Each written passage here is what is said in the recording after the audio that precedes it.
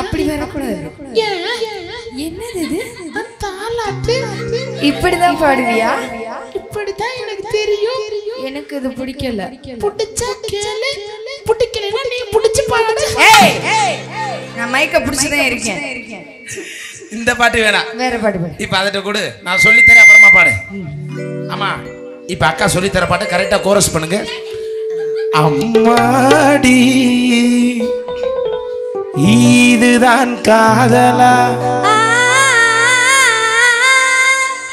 பெரிய சுசிலாமா தங்கச்சி மக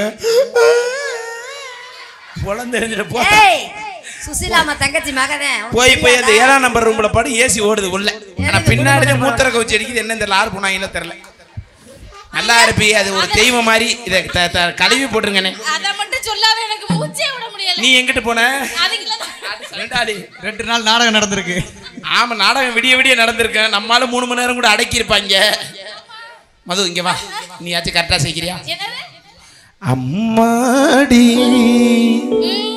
அப்படி இல்லடி.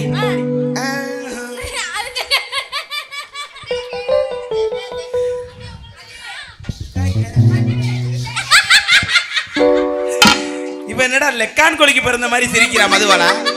இவ சிரிப்பை பாத்திருக்கீங்களா?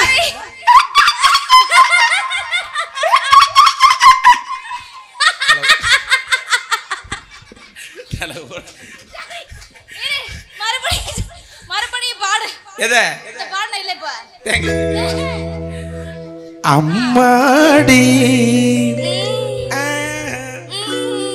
இதுதான் காதலா. எடுத்தவனே வாடி லோலோ லோலோ. அப்படி செய்யக்கூடாது.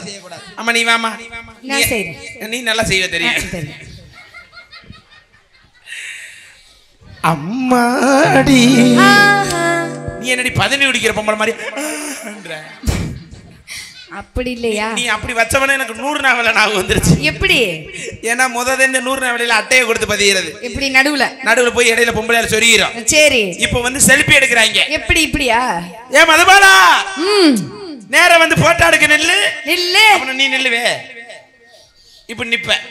சரி, வீட்டு பக்கத்துல ஒரு கிளவி இருக்கு, பல்லுமல்ல படுவாயுமல்ல, அவ போய் 100 நாவலைக்கு நிப்பாங்கடா.